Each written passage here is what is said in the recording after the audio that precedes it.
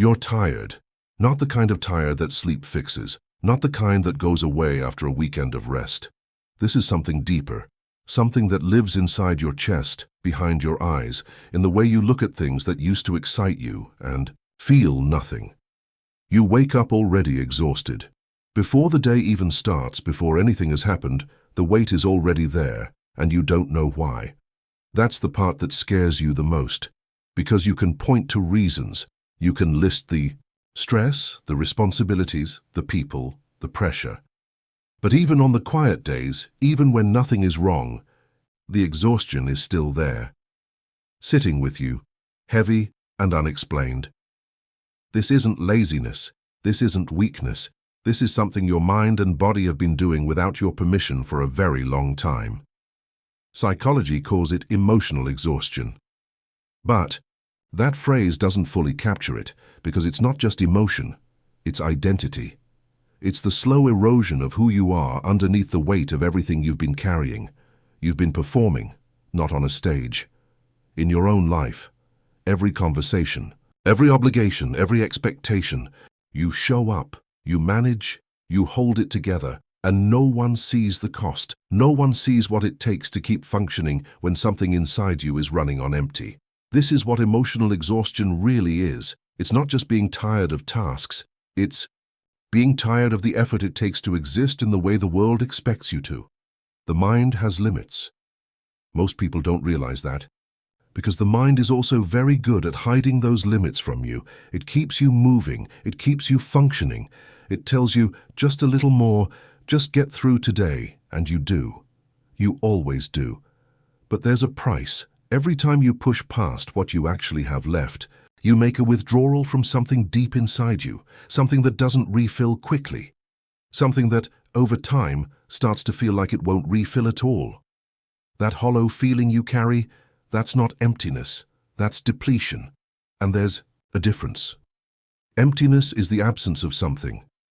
Depletion is what happens when something real was taken from you, slowly, over time, until one day you looked inside and couldn't find what used to be there. Your enthusiasm, your curiosity, your ability to care about things that once felt important.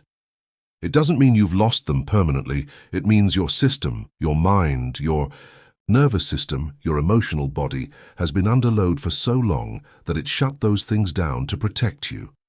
This is a psychological defense mechanism, not a flaw, not a failure, a response. Your mind looked at everything you were carrying and made a decision without asking you. It said, "We don't have the resources for joy right now. We don't have the resources for excitement. We need everything we have just to keep going." And so the color drained from things. The interest faded, the motivation disappeared. Not because you became a different person, but because the person you are ran out of what they needed to keep feeling alive. Think about how long you've been doing this. How long you've been managing everything, absorbing everything, processing everything, while still showing up, still functioning, still being what everyone around you needs you to be. That's not just strength, it's also a wound. Because strength that never gets to rest becomes exhaustion. Resilience that never gets replenished becomes numbness. And numbness is where you are now, or somewhere close to it. You don't feel deeply sad. You don't feel broken. You just feel flat, like the signal is weak, like you're receiving life through static. That's the psychology of what's happening to you. Your system went into a kind of emergency conservation mode. Protect the basics, cut everything else. And the things. It cut first were the things that made life feel worth living. The softness, the wonder, the capacity to be fully present. Here's what's important to understand. This didn't happen because of one bad day. It didn't happen because of one difficult season. This accumulated quietly over months, maybe years. Each small thing adding weight that you told yourself you could handle. And you could. That's the quiet tragedy of it. You handled every single thing. But handling isn't the same as processing. Surviving isn't the same as healing. Getting through isn't the same as being okay. You got through everything, and somewhere along the way, you forgot to ask yourself how you actually were, not how you were managing. Not how you were coping, how you were inside, underneath the performance of being fine, underneath the daily effort of keeping it together. That version of you, the one who needed something and never asked, the one who was tired and never stopped, the one who kept giving without ever being refilled. That's who we're going to talk about. Because understanding what happened to you is the first step, not fixing it immediately, not pushing through again, just understanding. When you understand the root of your exhaustion, something shifts, not because the weight disappears, but because you stop adding to it by judging yourself for feeling it. The heaviness you carry makes sense. You make sense. And that understanding, quiet, deep, without judgment, is where something in you finally begins to breathe again. Because you were never falling apart. You were a person carrying more than anyone should carry alone, for longer than anyone should have to. And the fact that you're still here, still searching, still trying to understand yourself, that's not weakness. That's the beginning of something. That's the first breath of something that's been waiting inside you for a long time. It just needed you to stop long enough to feel it. Most people think emotional exhaustion comes from doing too much, and yes, that's part of it. But it's not the whole picture, because there are people who work incredibly hard, people who carry enormous responsibility, and they don't feel this kind of tired.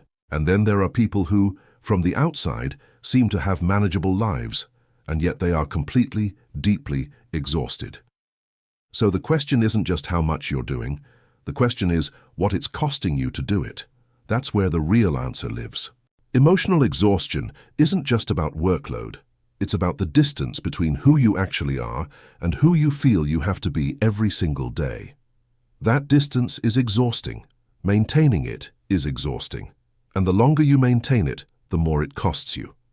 Think about the roles you play, the version of you that shows up for work, the version that shows up for family, the version that holds it together in public, the version that absorbs other people's emotions without being asked. Each one of those versions requires something from you. Energy, attention, emotional labor. And most people are running multiple versions of themselves simultaneously, every single day, without ever being allowed to just be quiet, just be uncertain, just be tired without having to explain it. That constant management of self is one of the deepest roots of emotional exhaustion. It's not just what you're doing, it's the effort of being who everyone needs you to be while quietly losing track of who you actually are. There's something else too. Something that most people never talk about. Unprocessed emotion. Not the dramatic kind, not the kind that breaks you down in an obvious way. The quiet kind. The disappointments you swallowed because there was no time to feel them. The grief you set aside because life kept moving. The anger you buried because expressing it felt dangerous or selfish. The sadness you pushed down because you needed to stay functional. All of that is still inside you. Emotion doesn't disappear just because you don't look at it. It doesn't dissolve because you stayed busy. It sits, it waits, and it weighs something. Every unprocessed emotion you're carrying is adding to the load. Not because you're weak, but because that's simply how the human system works. The mind and body are not separate. When you suppress emotion consistently, your nervous system stays in a low-level state of alert. Not full panic, just tension. A constant low hum of unresolved feeling that your body is quietly working to manage every hour of every day. And that takes energy. That's why you can sleep 8 hours and still wake up tired. That's why a relaxing day still doesn't feel restful. Because the exhaustion isn't coming from your schedule, it's coming from inside, from the weight of everything you never got to put down. Now let's talk about something even deeper. Your nervous system has been trained. Over years of experience, over years of having to stay strong, stay calm, stay functional, your nervous system learned a pattern. The pattern is this. Feeling is a luxury. Getting through is the priority. And so it built a system around that belief. A system that intercepts your emotions before they fully surface. A system that keeps you moving before you even realize you needed to stop. That system protected you. At some point in your life, it was probably necessary. Maybe you grew up in an environment where your emotions weren't safe. Maybe you learned early that needing things made you a burden. Maybe you were praised for being strong, for being the one who held it together, and somewhere inside you, you absorbed that being okay was your job. So you got very good at it. You got good at functioning. You got good at not needing. You got good at appearing fine. And now, years later, that same system is running, still intercepting, still pushing through, still performing okay, even when you are anything but. And your body is exhausted from the performance. This is why emotional exhaustion feels so confusing, because from the outside, nothing looks catastrophically wrong. You're still functioning, you're still managing, you're still doing what needs to be done. But inside, something is fraying.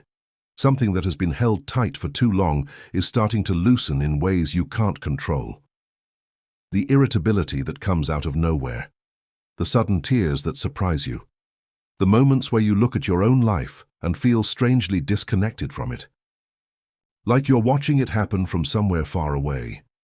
That disconnection is important to understand. It's not a sign that something is permanently wrong with you. It's a sign that your inner world and your outer performance have been separated for too long. That the real you, the one underneath all the functioning, has been waiting for so long to be acknowledged that it's starting to make noise, not in dramatic ways, in quiet ways, in the flatness, in the tiredness, in the way nothing feels exciting anymore. In the way you scroll through your phone looking for something that will make you feel something, and nothing does. In the way you sit in a room full of people and feel completely alone. That's not depression necessarily. That's disconnection. And disconnection is what happens when a person spends years living from the surface of themselves instead of from the inside. You stopped living from the inside a long time ago. Not on purpose, but because the inside felt like too much to manage. Because the inside had feelings that needed attention you didn't have. Because the inside was asking for things that felt impossible to give. So you moved to the surface. You lived from the outside in, doing what needed to be done, appearing how you needed to appear, managing what needed to be managed, and the inside got quieter and quieter, not because it disappeared, but because it stopped trying to compete. It went still, and you called that stillness okay. You called it fine. You called it getting through. But something in you always knew, something in you always felt the silence where aliveness used to be. You just didn't have the language for it, or the time, or the permission. That's what this is. This exhaustion you feel is your inner world asking to be let back in. It's not a breakdown. It's not a sign that you're failing. It's a signal, a quiet, persistent, deep signal that the way you've been living, the way you've been managing yourself and your emotions and your identity is no longer sustainable, and something in you already knows that. That's why you're here, not because you're broken, but because part of you is ready to stop performing okay and start actually being okay, ready to stop managing the surface and start returning to the inside. That readiness, even if it feels fragile, even if it feels uncertain, is the most important thing you have right now. Because you can't go back. You can't return to not knowing what you now know about yourself, and you wouldn't want to. Because on the other side of this exhaustion, there is something you haven't felt in a long time. Not happiness exactly, something quieter than that. Something more real. A return to yourself. To the version of you that existed before all the weight, before all the performance. Before you learned that being okay was your responsibility to everyone else. That version of you is still there, waiting. Not impatiently, just waiting. And the fact that you can feel this exhaustion, the fact that it's reaching you, the fact that something in you is listening right now, means the distance between you and that version of yourself is smaller than it feels. Much smaller. You've been waiting for something to fix this. A change in circumstances, a break from the pressure, a moment where everything finally settles and you get to breathe. And maybe those things would help, but they won't reach the deepest part of what you're carrying. Because what you're carrying isn't just in your schedule or your circumstances, it's in the way you relate to yourself.